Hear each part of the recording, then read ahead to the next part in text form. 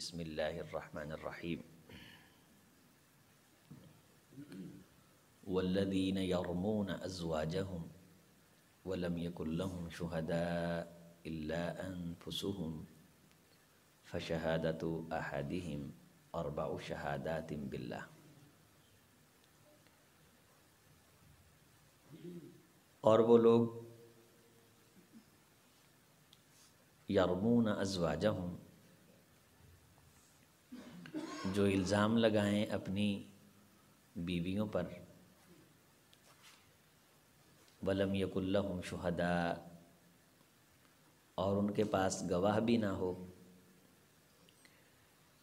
اسے ثابت کرنے کے لیے الا انفسہم سوائے اپنے آپ کے،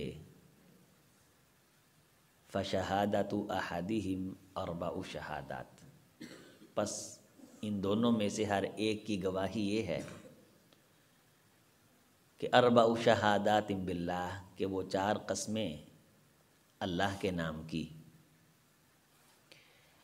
اس کا اٹھانا ہے انہو، بے شک کہ ہے وہ، لمن الصادقین، البتہ سچوں میں سے۔ حضرت رسول اللہ صلی اللہ علیہ وسلم کی بارگاہ میں ایک شخص آیا اور آ کے کہنے لگا، حضرت یہ بھی بڑا عجیب معاملہ ہے کہ اگر کوئی شخص اپنی بیوی کو کسی ناجائز حالت میں دیکھتا ہے تو آپ نے جو اصول بتلائے ہیں ان کے مطابق یا تو تب تک خاموش رہے جب تک 4 لوگ دیکھ نہیں لیتے، یعنی مزید رسوائی کا دروازہ کھلے، یا وہ آپ کی عدالت میں کیس لے کے آئے تو آپ اس پہ جھوٹے ہونے کی حد لگا دیں، یا تیسری بات یہ کہ وہ اپنی بیوی کو قتل کر دے اور تم بھی اسے قتل کر دو قتل کے بدلے میں، یا پھر یہ کہ وہ بے عزتی کی زندگی جینا گوارا کر لے۔ اس طرح کی اس نے بڑی کھلی کھلی بات کر دی آ کے نا۔ صحابہ کرام فرماتے ہیں کہ نبی صلی اللہ علیہ وسلم خاموش ہو گئے اور فرمانے لگے، اللہ فیصلہ نازل فرما۔ تو اللہ تعالیٰ نے پھر یہ آیات نازل کیں کہ اگر کوئی شخص اپنی گھر والی کو کسی نامحرم کے ساتھ دیکھتا ہے اور کھلی حالت میں اسے پتہ چل جاتا ہے، شک کی بنا پہ نہیں، شک کی بنا پہ بھی ایسے بعض دفعہ گھر خراب لوگ کر لیتے ہیں۔ آپ کی بارگاہ میں ایک شخص آیا، کہنے لگا، اللہ کے رسول میرا بیٹا کالے رنگ دا ہے تو مینوں ہمیں شک جہا ہے میرے تے نہیں۔ تو آپ نے فرمایا تیرے اونٹ ہے نے؟ انہوں نے کہا ہے نے۔ آپ صلی اللہ علیہ وسلم نے فرمایا جس طرح کے اونٹ ہوتے ہیں اسی طرح کا بچہ دیتے ہیں، سرخ رنگ کے ہیں تو کوئی گندمی رنگ کا بچہ بھی درمیان میں آ جاتا ہے؟ تو کہنے لگا کہ ہاں گندمی رنگ کا بچہ بھی آ جاتا ہے۔ تو آپ نے فرمایا وہ کیسے آ جاتا ہے؟ تو کہنے لگا یہ کوئی رگ ہوگی جس کی وجہ سے وہ رنگ اس طرف چلا جاتا ہوگا۔ آپ نے فرمایا تیرے اندر بھی کوئی رگ ہوگی، رنگ اس طرف چلا گیا ہوگا۔ تو شک کی بنیاد پہ نہیں، یہ ہے کہ یقینی ایک شخص کو پتہ ہے لیکن اس کے پاس گواہیاں نہیں۔ آپ اللہ کی قدرت کا مظاہرہ فرمائیں، اللہ کی شان دیکھیں کہ جس شخص نے نبی صلی اللہ علیہ وسلم سے اتنا کھلا سوال کیا تھا نا کہ یہ ہو تو یہ ہو جائے، یہ ہو تو یہ ہو جائے، صحابہ کہتے ہیں اسی کو یہ صورتحال پیش آ گئی، اسی شخص کو یہ صورتحال پیش آ گئی، اور یہ دونوں میاں بیوی اللہ کے رسول کی بارگاہ میں آ گئے صلی اللہ علیہ وسلم۔ کہا کہ میں نے اسے دیکھا ہے تو میرے پاس گواہ بھی نہیں ہے، تو اصول اللہ نازل کر چکے تھے چونکہ سوال پہلے ہی پوچھ گیا ہے۔ تو اس کا کیا پھر اللہ تعالیٰ نے قانون بیان کیا کہ جو شخص ہے مرد وہ 4 قسمیں اٹھائے گا، قسمیں اٹھا کے کہے گا، اللہ کی قسم بے شک میں سچا ہوں جو میں بات اپنی بیوی کے بارے کر رہا ہوں، اللہ کی قسم میں سچا ہوں اس موقف میں جو بات میں اپنی بیوی کے بارے کر رہا ہوں، ساتھ یہ بھی کہنا ہے میں سچا ہوں انہ لمن الصادقین، کہ بے شک وہ سچا ہے، اللہ کی قسم بے شک وہ سچا ہے، اللہ کی قسم بے شک وہ سچا ہے۔ والخامسۃ، اور 5ویں مرتبہ یہ کہے گا، ان لعنت اللہ علیہ، بے شک اللہ کی لعنت ہو اس پر، ان کان من الکاذبین، اگر وہ جھوٹ بول رہا ہو، اپنی بیوی پہ جھوٹا الزام لگا رہا ہو۔ یہ 5 قسمیں اٹھائے گا۔ وَيَدْرَأُ عَنْهَا الْعَذَابَ، تو ان قسموں کی بنیاد پہ جو حد ان پہ لگنی تھی وہ حد اب نہیں لگے گی۔ ان تشہد 4 شہادات باللہ،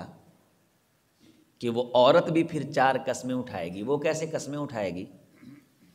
انہ لمن الکاذبین، کہ بے شک وہ جھوٹوں میں سے ہے۔ وہ اپنی صفائی پیش نہیں کرے گی، وہ اس کے دعوے پہ دعویٰ دائر کرے گی۔ یہ صفائی پیش کر رہا تھا کہ وہ سچا ہے اپنی، اور یہاں عورت نے یہ نہیں کہا کہ میں سچی ہوں، یہ نہیں۔ اللہ کی قسم بے شک یہ جھوٹا ہے، اللہ کی قسم بے شک یہ جھوٹا ہے، اللہ کی قسم بے شک یہ جھوٹا ہے، اللہ کی قسم بے شک یہ جھوٹا ہے۔ والخامسۃ ان غضب اللہ علیہ، اور 5ویں مرتبہ عورت یہ کہے گی کہ اللہ کا غضب ہو اس عورت پر، ان کان من الصادقین، اگر میرا بندہ سچا ہو، یعنی اس دعوے جو اس نے دعویٰ کیا ہے اس دعوے کا رد کرنا ہے۔ یہاں بھی اللہ تعالیٰ نے بڑا زبردست اسلوب دیا ہے۔ ہم سے کوئی شخص کوئی سوال پوچھ رہا تھا، ہم فوری طور پہ اپنی صفائی دینے لگ جاتے ہیں۔ یہاں یہ کہا گیا ہے کہ اگر یہ اس کا دعویٰ، اس نے قسم اٹھائی ہے کہ تیرے اندر غلطی ہے، تو یہ نہیں تو نے کہنا کہ میرے اندر غلطی ہے کہ نہیں، تو نے یہ کہنا کہ اس نے جھوٹ بولا ہے، اس نے جھوٹی قسم اٹھائی ہے، اور میرے اوپر غضب ٹوٹے اگر یہ سچا ہو، تو پھر ان دونوں کے درمیان لعان کروا دیا جائے گا۔ کیا کروا دیا جائے گا؟ لعان۔ اسے کہتے ہیں قانون لعان۔ لعان کا مطلب یہ ہوتا ہے کہ دونوں میاں بیوی کے درمیان جدائی کروا دی جائے گی، پکی ٹھکی، دوبارہ ان کا نکاح نہیں ہو سکتا۔ ان میں سے ایک جھوٹا ہے، ایک سچا ہے۔ جو جھوٹا ہوگا وہ اللہ کے غضب کا شکار ہو جائے گا۔ تو اس شخص نے اس عورت کے پیٹ میں جو بچہ تھا اس کا بھی اعتراف کرنے سے انکار کر دیا، اور کہنے لگا کہ میں اس سے خلاصی چاہتا ہوں۔ نبی صلی اللہ علیہ وسلم نے اس عورت کو کہا، اللہ کی بندی ڈر جا، دیکھ اگر کوئی ایسی ویسی بات ہے۔ اس نے قسمیں اٹھا دیں، تو اس میں ایک حدیث میں آتا ہے کہ اس کی زبان تھوڑی سی آخری مرتبہ جب اس نے کہا نا کہ اللہ کا غضب ہو اس پہ اگر یہ سچا ہو، تو اس کی زبان لڑکھڑائی تھوڑی سی۔ تو حضرت رسول اللہ صلی اللہ علیہ وسلم نے فرمایا شاید کہ اس کے گھر میں جو بیٹا پیدا ہوگا وہ سیاہ رنگ کا ہوگا اور اس کے بال گھنگریالے ہوں گے، اور جب اس کے گھر میں بیٹے کی ولادت ہوئی تو وہ سیاہ رنگ کا تھا اور اس کے بال گھنگریالے تھے، یعنی وہ ناجائز اولاد تھی۔ اللہ تعالیٰ نے جو حدود نافذ کی ہیں قرآن مجید میں، وہ وقتی طور پہ اس کے قسمیں اٹھانے کی بنیاد پہ ٹل تو گئی ہیں، ایک موقع اسے مل گیا ہے۔ اب اللہ تعالیٰ اسے دنیا میں پردہ پوشی اس کی فرما دیں اور قیامت کے دن اسے معاف فرما دیں، اس کی یہ مہربانی ہے۔ باہر غرض یہ نہیں کہا کہ اگر بندہ مرد ایک شخص اپنی بیوی کو کسی حالت میں دیکھتا ہے تو 4 بندوں کو لا کے دکھائے، لو بھائی اسلام کا قانون دیکھو، یہ 4 بندے دیکھیں گے تو میں عدالت میں ریٹ دائر کر سکوں گا، یعنی عزتوں کے پورے پیرے ہیں، پوری اللہ تعالیٰ نے پاسداری رکھی ہے، اور پورا اللہ تعالیٰ نے ایک فطری نظام رکھا ہے قرآن و سنت میں۔ وَلَوْلَا فَضْلُ اللَّهِ عَلَيْكُمْ وَرَحْمَتُهُ، اور اگر اللہ تعالیٰ کا فضل تم پر نہ ہوتا اور اس کی رحمتیں، تو پھر کیا ہوتا؟ جب اللہ کا فضل نہ ہو، یہ احکام نہ آئیں، مسائل نہ اللہ تعالیٰ بتلائے، تو پھر گدھوں جیسی زندگی گزاریں گے، جیسے وہ لوگ قرآن سے دور ہیں، گدھوں جیسی زندگی گزار رہے ہیں۔ پاکی پلیدی کا کوئی پتہ نہیں، ماں باپ کا کوئی پتہ نہیں، حرام حلال کا کوئی پتہ نہیں، کسی شے اور کسی چیز کا کوئی جناب علی خیال اور لحاظ نہیں، کوئی تمیز نہیں، رشتہ داریوں کا تقدس نہیں، کوئی بڑے چھوٹے کا وقار احترام نہیں، کوئی بزرگی نہیں، کوئی کسی قسم کی وہ غیبی ایمان یقین نہیں، جو نظر آتا بس وہی ہے۔ اللہ تعالیٰ کا فضل نہ ہوتا اور اس کی رحمتیں نہ ہوتی تو پھر یہ اللہ نور بھرے روشن مسائل تمہیں نہ بتلاتا۔ یہ اس کی رحمتیں ہیں کہ اللہ تعالیٰ نے کسی چیز کے ازالے کے لیے دنیا میں حد بھیج دی ہے کہ یہ لگے اور بندہ پاک ہو جائے، آخرت کی ہمیشہ کی زندگی میں سرخرو ٹھہرے اور کامیاب رہے۔ وَأَنَّ اللَّهَ تَوَّابٌ حَكِيمٌ، اور بے شک اللہ تعالیٰ بہت ہی تواب ہیں، انتہائی تواب، بہت زیادہ رجوع کرنے والے، توجہ فرمانے والے، اللہ تعالیٰ بندوں کی طرف لحاظ کرنے والے، خیال کرنے والے، توبہ قبول کرنے والے ہیں۔ حکیم، اللہ حکمتوں والے ہیں، اللہ تعالیٰ حکیم ہیں، اللہ تعالیٰ نباز ہیں کائنات کے، حکیم کائنات ہے اللہ کی ذات کہ کس بندے کو کیسا نسخہ دینا ہے، ان انسانوں کو کون کون سے علاج بتلانے ہیں، روحانیت کے علاج کیا بتلانے ہیں، تو اللہ تعالیٰ کی ذات حکیم ہونے کے ناطے سے اسی طرح احکام نازل فرماتی ہے۔ اس سے آگے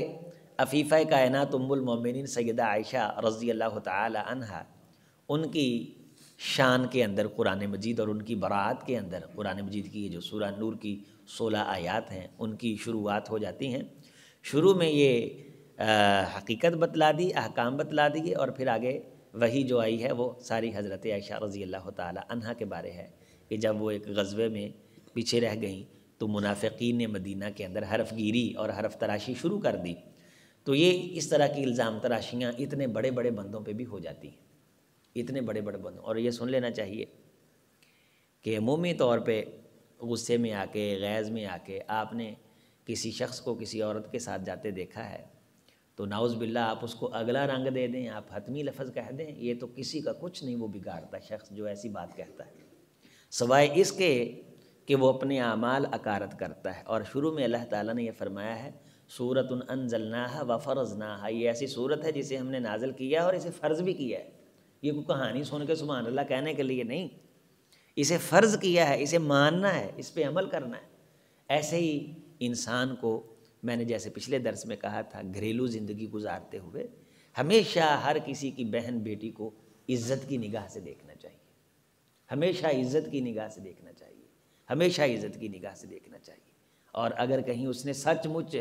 پورا اصل منظر دیکھ بھی لیا ہے، اسے کہا کہ خاموش رہے جب تک کہ 4 لوگ اور نہ ہو جائیں، تب تک یہ آواز نہ نکالے، ورنہ اگر شرعی قانون نافذ ہو گیا تو اس کو ثابت کرنا مشکل ہو جائے گا، تو یہ مجرم ٹھہرے گا۔ اور اگر اس کی بیوی ہے تو اس کے لیے دوسرا رستہ دے دیا ہے کہ اب یہ 4 بندے کہاں سے ڈھونڈے اور اپنے گھر کے اندر بہت زیادہ بے چینی اور بے اطمینانی کیسے پھیلائے، تو اس کے لیے یہ ہے کہ لعان، وہ پھر 5 قسمیں اور آخری قسم لعنت والی، اس کی بھی 4 اور آخری قسم لعنت والی، اسے ان کو وہ اٹھائیں۔ اب یہاں سے یہ بھی اندازہ لگائیں کہ اتنے بڑے جرم کے بعد میاں بیوی نے ایک دوسرے پہ اتنا بڑا الزام لگایا، اور ہوا بھی یہ جو کیس اللہ کے رسول صلی اللہ علیہ وسلم کی بارگاہ میں آیا، تو اتنے بڑے جرم میں آخری مرتبہ کہا گیا، اخیر تے جدوں گل مکن لگی ہے کہ لعنت ہوئے، تے ساڈی گل ہی لعنت تو شروع ہوندی ہے۔